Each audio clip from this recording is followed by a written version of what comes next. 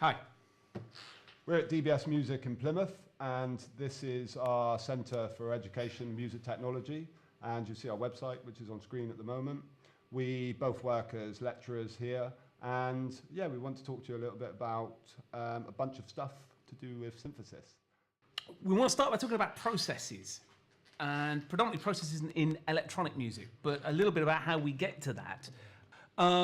It's useful, particularly with electronic music, to think about the distinction between the resulting sounds and the processes that produce them.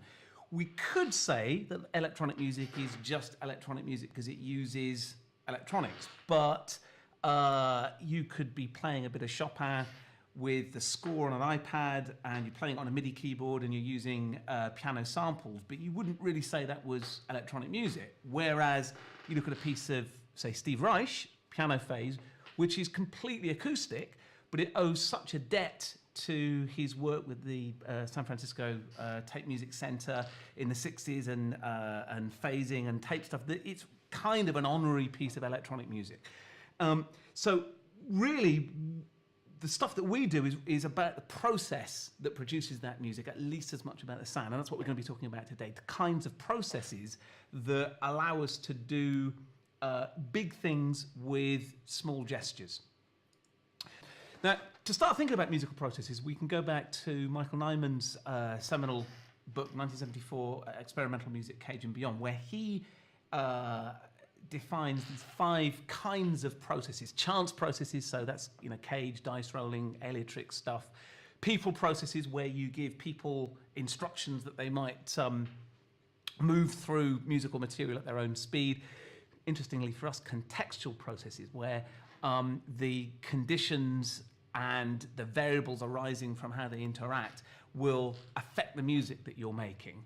Then repetition processes, so minimalism, phasing, that kind of stuff, and of course electronic processes. Now, electronic music's, you can't really say it's in its infancy in 1974 because it goes right back to the turn of the century, but it's certainly, there was no Eurorack system back then. So we're doing everything electronically, but what we really want to focus on are these contextual processes, how we can make contextual processes happen with electronics. So one of the interesting things that we can explore in Eurorack is this idea of chaos theory. What you learn at school is that there's this straight continuum between stuff that's repeating and periodic, so the kind of constantly looping sequences that you get in Kraftwerk or something, on the one hand, and on the other you've got completely random stuff that you would have from, say, sample and hold noise. And that these just exist on a continuum, and everything lies somewhere between being completely periodic and completely random. But actually, if you look at nature, it's not like that. Nature has this apparent inbuilt property called chaoticism, which is a relatively new branch of mathematics. It goes back to the sort of the 50s and the 60s. One of the interesting things that we can explore with Modular is this idea of chaos theory. Now, the common conception is that you've got this continuum, and at one end you've got completely repeating periodic processes, the kind that you have on a standard looping sequencer, and at the other end you've got completely unpredictable random processes that you have no way of determining what's going to come next, and that everything in between is just probabilistic. Well, certainly we have periodic looping sequences. We've got random processes like sample and hold noise, classic, goes back to at least the 60s, and more modern sequences have got probabilistic functions in them. So the fantastic Winter Modular Eloquencer, the Variegae 8+, and plenty of others allow you to determine whether or not a step will happen, not on or off, but 50%, 75% chance. And all of that stuff is really useful, and we're going to be coming back to probabilistic processes in a bit. But what I really wanted to talk about were these chaotic processes. Now, chaotic processes are neither random nor periodic. They're kind of both and neither. The idea is that you can have a system that is completely understood, completely defined by potentially quite simple mathematics, but that these simple processes can give rise to completely deterministic, yet totally unpredictable results. The two classic cases are the Lorenz equation. Edward Lorenz is a meteorologist who coined the butterfly effect, right? So if a butterfly flaps its wings in one country, it causes a tornado in another. And this came from a very simplified weather system model that he had. And he found that just by tweaking one of the parameters in the equations very, very, very slightly, the results would start completely together. They wouldn't just go slightly out of phase like a Steve Reich piece, they would suddenly radically diverge and never come back together again. And the other one was from the mathematical biologist Robert May, where he looked at, again, a very simple mathematical model for population size. And he found that just by changing one parameter in the equation, you could go from either purely looping periodic behavior to something that was essentially random. It was so unpredictable it was random, and yet it was completely determined by the equation. Now, what is interesting is we can actually hear that. So if we come across here to a few of the Eurorack models where chaos has been implemented. We've got our friends in Holland, Heinstein, at this is rocket science. Hi. Hi. And inside their brilliant wobbler LFO, they've got some chaotic systems which we might look at in a second. There's Andrew Fitch's stuff at Nonlinear Circuits. He's a world expert on chaotic systems, did his PhD in it. We're going to look at Batumi today because it's actually got the logistic map built into it, and it's got randomized sample and hold voltages. So if we just listen to ordinary sample and hold, I put this through a quantizer so we can hear it quantized to the Aeolian scale. If you just listen to this, all pitches are kind of equiprobable. There's an equal likelihood that you're going to get any note, and there are no patterns that come out of this. Now if I switch it to the logistic map, what you'll find is that some notes repeat more often than others, and if we're lucky, we'll get a little cycle that comes out and that repeats a couple of times. So it's not just single notes that are repeating, it's little cells of music.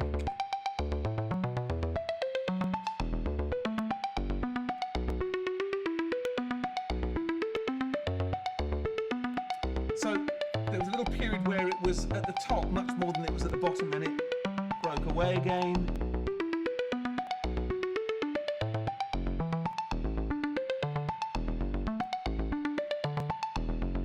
Now,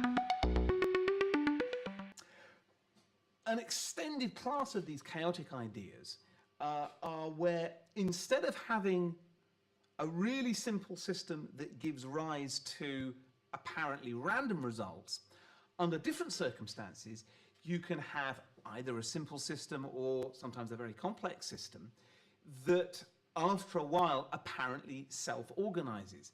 Now, one of the first discoveries of this was from Alan Turing, his work after Bletchley Park in the Second World War.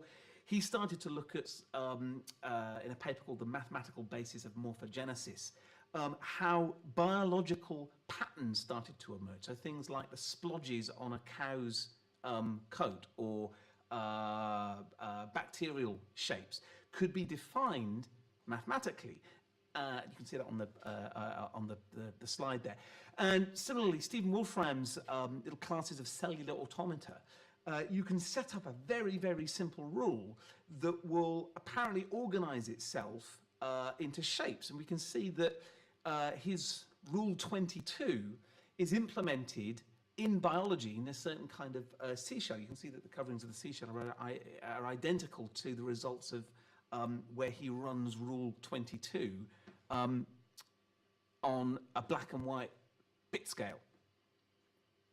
Now, a couple of famous examples here are Langton's ant, invented by Chris Langton, where you have a two-dimensional space that just has up and down, left and right, and each cell in that space can either be on or off.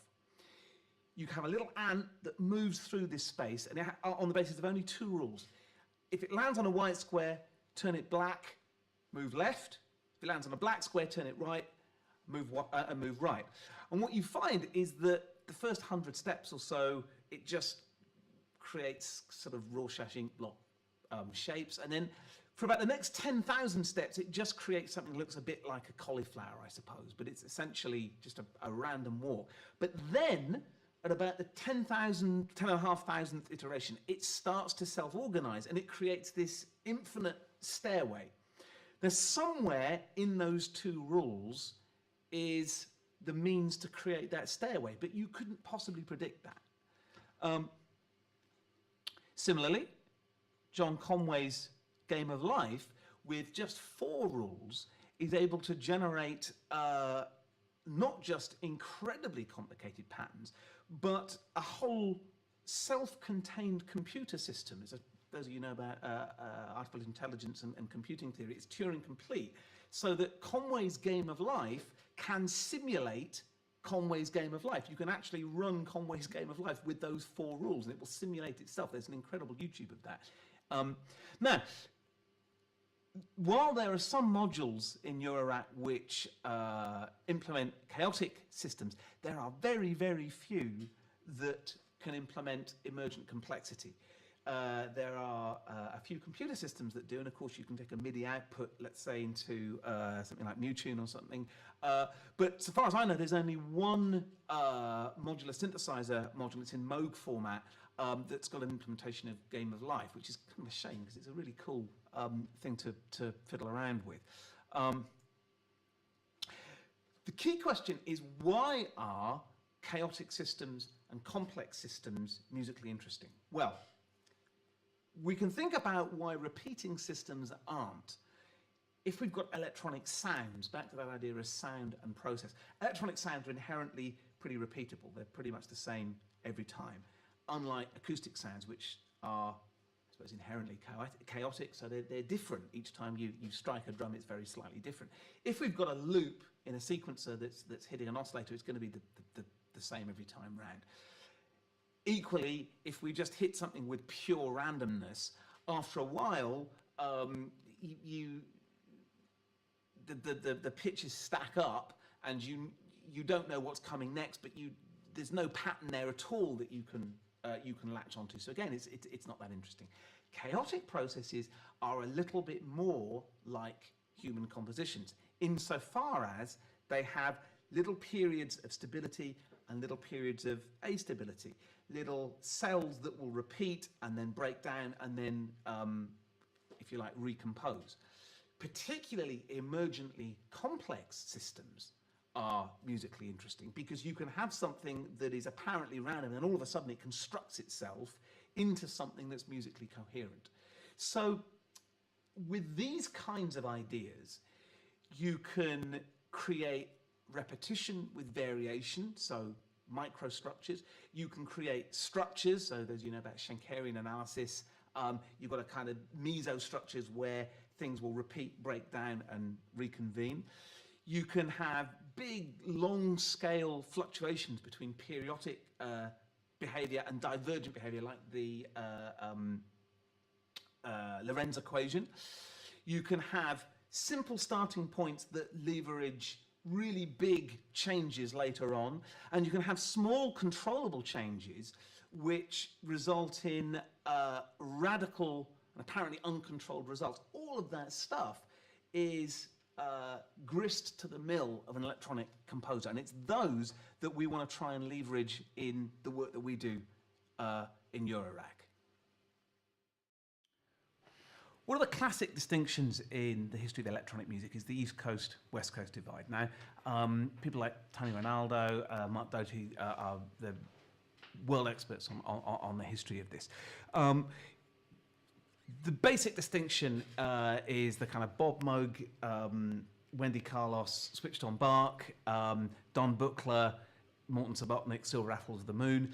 I suppose one way of looking at it would be East Coast being an extension of classical music with newer sounds, and the West Coast school being perhaps more about supervised processes. But that's a really, really kind of crude, stereotypical sort of view.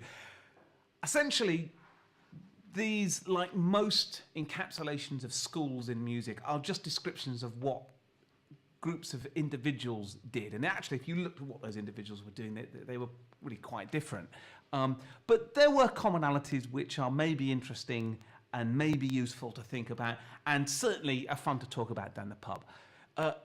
The most important part is, as an individual composer, taking the bits that interest you from these and using that as a springboard to step off into your own work. So you can read our encapsulation of East and West Coast stereotypes, and you can agree with them or disagree with them if you want. But the important bit are the parts that we've taken from that to encapsulate our own work. So what we do is we take that as a starting point for the parts that we enjoy. So yeah, we like tonality and we like rhythm, but we like process and we like chaotic ideas as well. So we can situate ourselves in an electronic music history going back to the 60s, but we can also take on board these varied process types, going from the Nyman processes through different kinds of electronic process, and we can take advantage of the Euro-Rack explosion in 2018, both with established companies producing modules that will do more than anything we want, through to being lucky enough to work as beta testers with fantastic companies like Tubatech and This Is Not Rocket Science and WMD, and also to be lucky enough to develop our own modules with people like Phin, who went through our degree system and is now in business as Omsonic. So if we were to encapsulate what we do with 6 ideas, the first one is just mostly tonality. We like modal stuff, we like scale-based stuff, but that doesn't mean that we're not allowed to use microtonality like with Tubatech's Mutin. It doesn't mean we can't use serial techniques. Mostly rhythmic, straight rhythmic, but it doesn't mean that we can't use nested irrationals and A-rhythm and irregular meters and glitching and things like that. Mostly performed processes, so somewhere between the East Coast and West Coast idea. I'm a pianist, Matt's a fantastic DJ, so we're used to playing things and we want to do a little bit more than just set a process into motion, but at the same time we like the idea of supervising something that might be chaotic, might be recursive. We like the idea of probabilistic processes because they give us power to set something going that is broadly repetitive, so it's aligned with EDM and commercial dance music, but it also allows us to concentrate on one area of the synth while we let something else kind of take care of itself in a way that's going to be familiar to, let's say, EDM audiences. We really like chaotic interaction. We like the idea of recursive processes that feed back into themselves. We like the idea of things that are neither random nor repeating, and all of those interesting ways that we talked about with the logistic map and with the Lorenz equation. But all of those 5 ideas are really plugging into this notion of responsive sequencing. The idea that we can create processes that we can supervise, that we can perform, but where small changes that we make will propagate big gestural changes in the music that we're creating. The idea of responsive sequencing is that we create patches that we can interact with to move away from a purely stereotypical East Coast approach of playing on the machine and a stereotypical West Coast approach of letting the machine play with itself, generative processes, and to come up with something whereby it's as if we're duetting with the machine. It's like another player. I'm not going to call that pseudo-duetting. So let's think of a really simple version of that would be something we call density mixing. So the idea is that a traditional East Coast EDM kind of thing would start off with a sequence of riff like this. And if they wanted to transition onto a related material, you just do a slow crossfade, so something like this.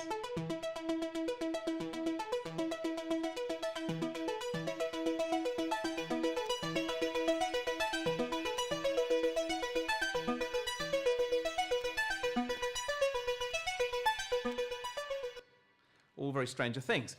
But maybe a more interesting, musically satisfying way of doing that is to mix not on the basis of level, but on the basis of density. So you increase the notes of one channel while decreasing the notes of another. And you do it probabilistically, so it doesn't cycle all the time. You'll get different superpositions, different layerings of different notes from the different materials each time it goes round. So what you're doing is, in effect, exploring the relationships between the notes of those two patterns. So let's try that. I'm going to take down the probability of track 2 and make the probabilities of track 1 maximum, but I'm going to bring both of them up at the same time to get this.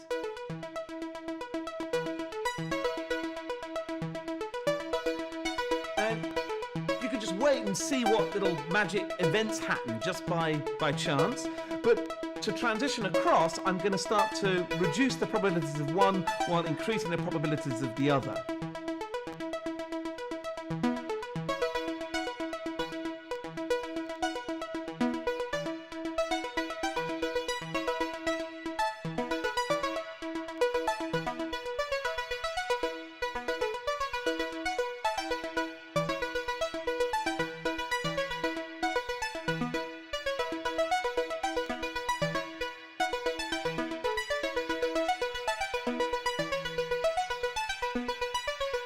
And then we're right across, and then I might just drop in some extra drums and rinse back in the first track. And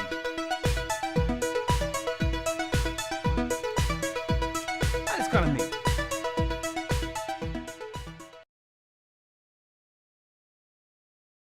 So next we're going to revisit a really classic time control technique before looking at a way that we can develop that a little bit further into something a bit more modern. We know that most sequencers going back to Bob Moog had more than one channel, so we fairly obviously can control melody, timbre, volume with different channels. A slightly less well-known, but still pretty classic technique is to self-patch one of the available channels of a sequencer back into its own clock. The idea being that you can then use a second channel to control rhythm, so that it doesn't just step through sixteenths all the way around. We can do swing, we can set up complex irrational relationships between the note lengths if you want to. And just to give you an idea of that, what I've got here is voltage block and variegate. I'm clocking them from Batumi because variegate doesn't have a CV input for speed. And if I bring this up, here's simple sixteenths, and I'm going to take my second channel and I'm going to put that, I'm going to scale it through a attenuverter here, and it's going to control how fast Batumi is firing. So if I do something like this, fast, slow, fast, slow, fast, slow, fast, slow, fast, slow, fast, slow, fast, slow, fast, slow, we get something like swing.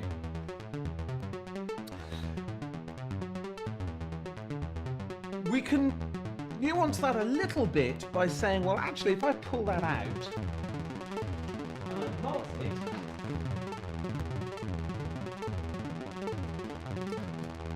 that out, I can now create something where pitch and rhythm become related. So that the higher the note,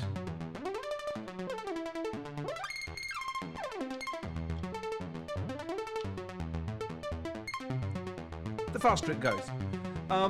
Now, if you look at Alan Strange, a classic book that I found at a church jumble sale for 40p once, well, a fortune, I think, he talks about these kinds of systems where they will chase their own tail. So creating a relationship where one voltage controls two aspects of a melodic material is not that new.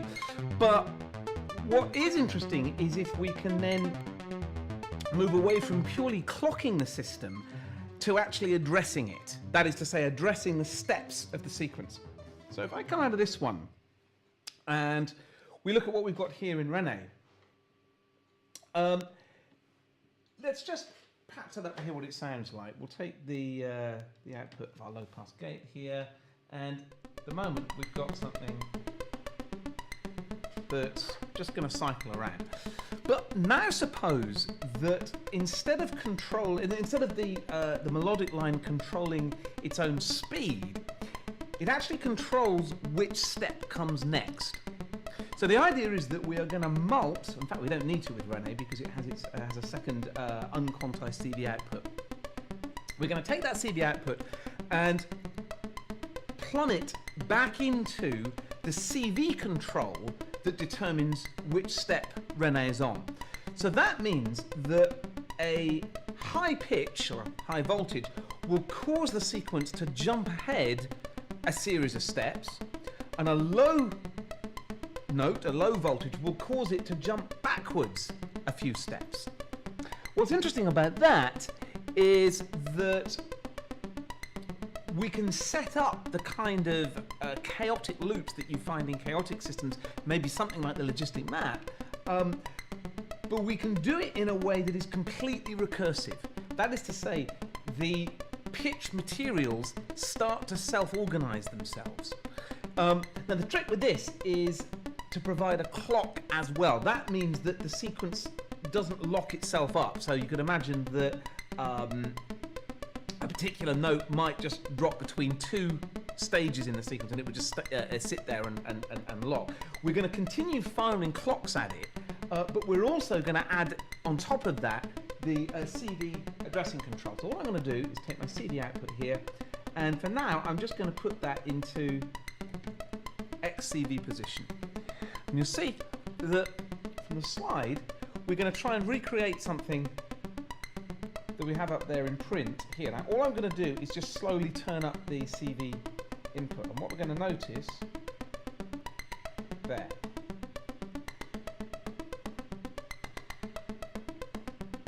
So all of a sudden a loop's come out that's kind of more interesting than the 16 step sequence that we had before. Let's open that up a little bit. Now, watch what happens when I just change one of these positions. We'll go for this one here.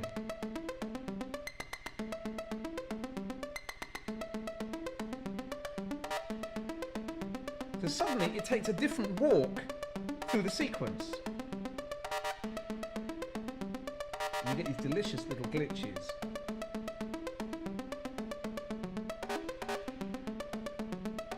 Now, if I melt that out into the Y dimension as well, things get even more interesting.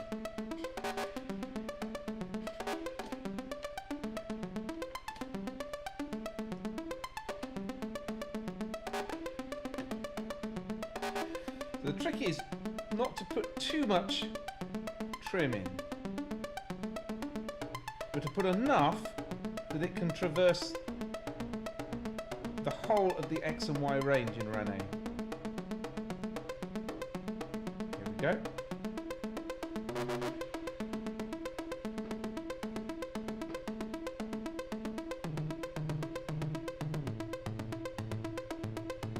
But just like our chaotic systems,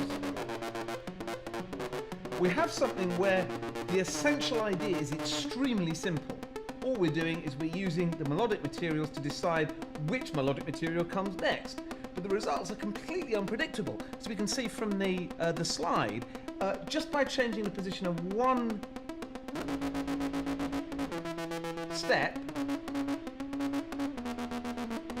all of the other interrelationships will reorganize. Now, if we want stuff that's glitchy, in essence, you just turn things up. If you want stuff that's more simply usable, take the trims down, leave it going until you get bored, and flick a step.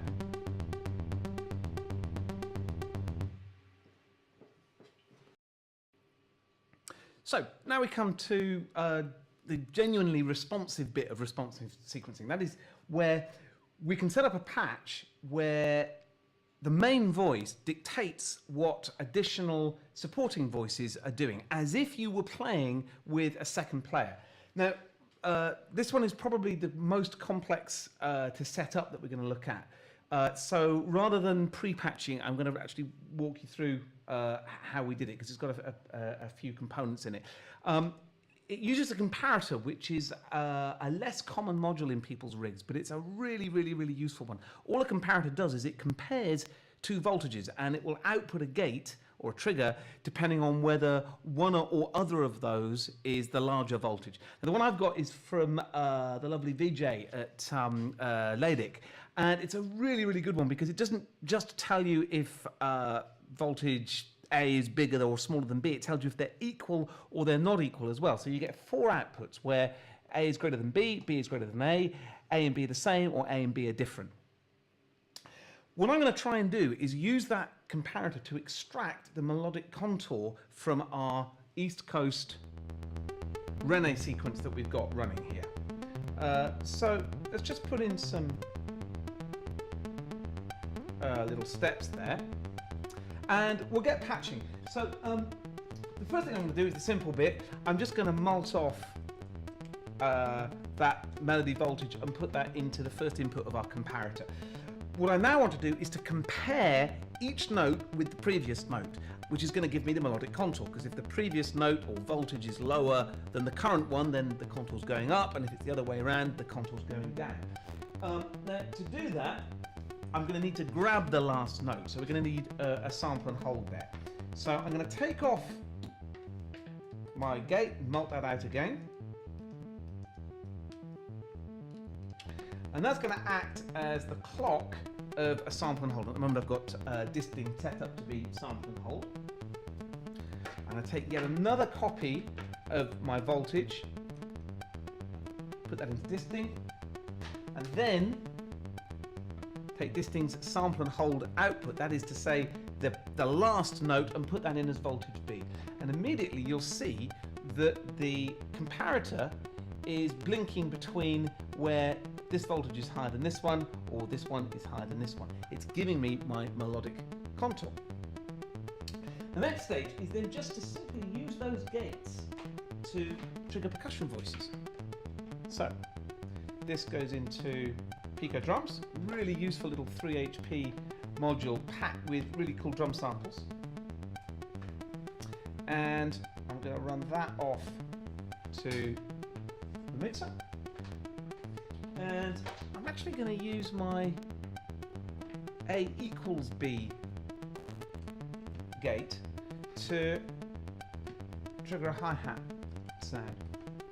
And as we bring this up, you'll hear that we've got quite a nice little, I guess, math rock accompanying percussion part that is being derived just from the melody contour that I've got here. Now, I could of course set the drum kit up on a second sequencer and keep my main line running here. And if I were to change my main line here, of course the drum part would remain exactly as it was, so I'd have to come across here and change that. What I really want to do is to set up a sequence where it behaves as if I'm playing with another player. So any decent drummer, if you start changing what you're playing, they're going to respond to that. So hopefully this is what's going to happen here. So if I start changing this, we should hear the drum part will change. Yes.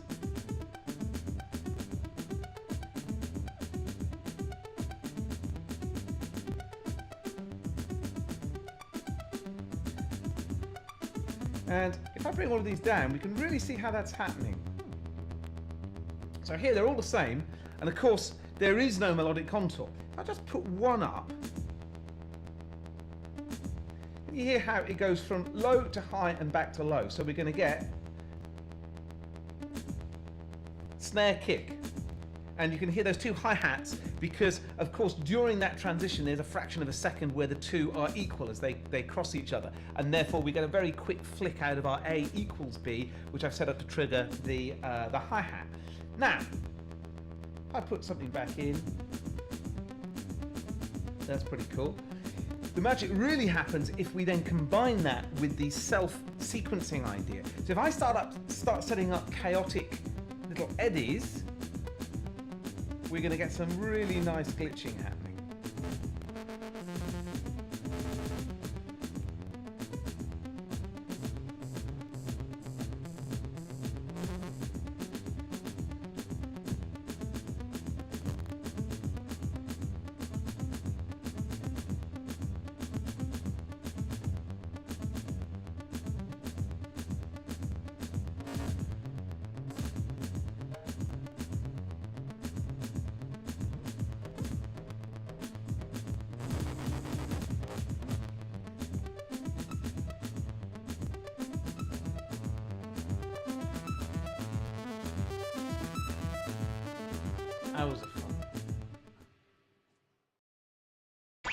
you.